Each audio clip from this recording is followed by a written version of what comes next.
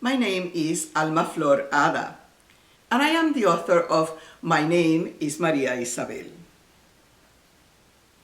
I have written many books, and each one of them is special to me in its own way, and books become even more special when they're read and when the readers comment on them and when the readers share that the book has been meaningful to them.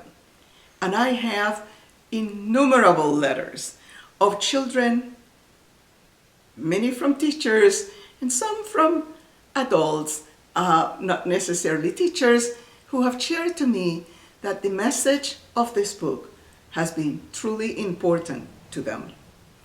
The book has had a very active life. It was published for the first time in 1993, and it's been published in hard copy and in softcover, and recently in a new edition, both in hard and softcover, and by now it's like the 33 edition of the book. So that's a lot of copies of the book. But furthermore, the book has been included in many reading series. I would dare to venture that in almost every one of the major reading series. So it's been a very large number of people who have gotten in contact with My Name is María Isabel. The message of the book is presenting what are the experiences of a young girl in a new school. This is an experience that most of us have gone to, even if it is the first time we started school. Many times, many of us have changed schools and seen again the need to be in a new school. There is something special to María Isabel's experience when she goes to this new school in New York. As a Puerto Rican child, she's very proud of having not only a name, María Isabel, that links her two grandmothers in one name, but also two last names. She's María Isabel Salazar Lopez, using the last name of her two grandfathers. So all her four grandparents are encompassed on that name, María Isabel Salazar Lopez. But María Isabel's teacher is faced with the fact that she has several Marias in the class, and she thinks that maybe the easy way around this situation is to call María Isabel Salazar Lopez Mary Lopez. Now, María Isabel does not recognize herself as Mary Lopez, and that leads to a confusing situation. María Isabel doesn't respond to the teacher believes María Isabel is not paying attention, or the teacher believes María Isabel is being irresponsive, and well, things get somewhat tangled up. So tangled up that at some point in the book, María Isabel, who's reading excitedly Charlotte's Web, feels as if she herself will be all wrapped up in a spider's web she can't really break out from.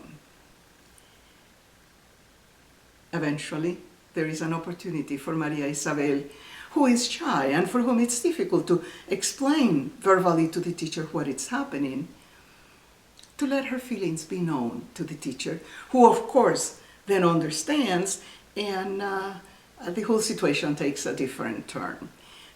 I'm not trying to tell you the whole story of the book. I'm just sharing with you that the letters, the comments that I receive and continue to receive tell me that there are many people out there who have had their name changed by others who thought that by anglicizing their name, that by shortening their name, that by changing their name, they will be more easily accepted or more easily adapted to the reality.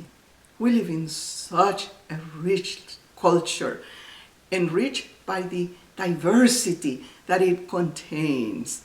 And it is so important that no one feels that they have to be different in order to be accepted, that they have to change themselves in order to fit a norm that truly does not exist, because the only norm for human beings is diversity.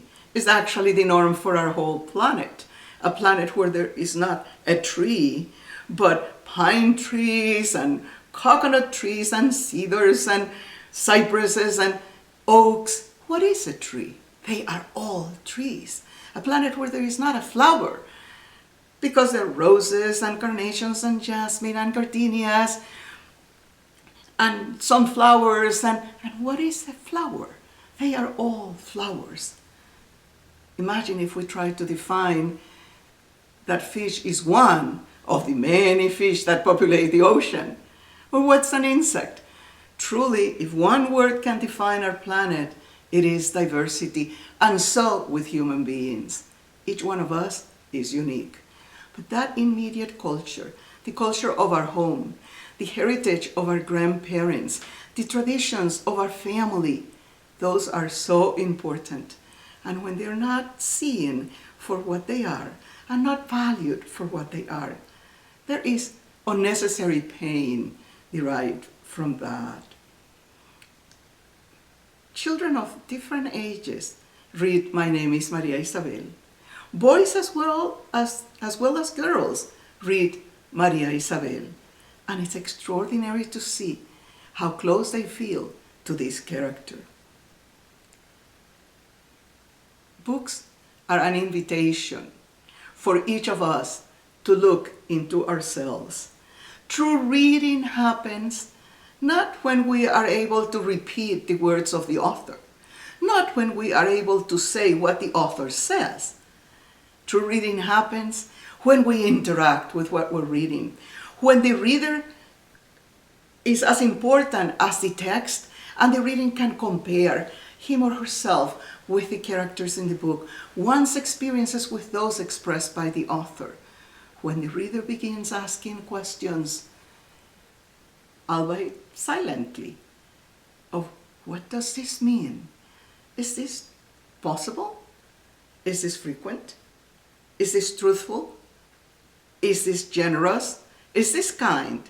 Is this just? What consequences would happen if people were to act or think or speak like this? When we ask the real important questions, our dialogue with the book has great meaning, but also great significance for ourselves. Books are wonderful friends for so many reasons. They entertain, they make us laugh, they make us have a good time, they teach you new things, they show us places we've never been to before, they suggest to us possibilities we never even thought about. Books help us break those chains of believing that there is only one way things can be and give us that wonderful feeling of freedom.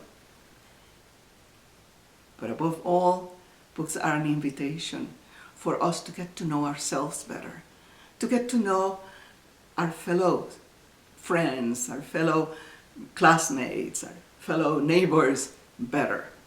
Books are an invitation to know that everything is possible. Because if an author can create a world on the page, if an author can create a character on the page, so can we create a better self and a better reality. Thank you so much for listening.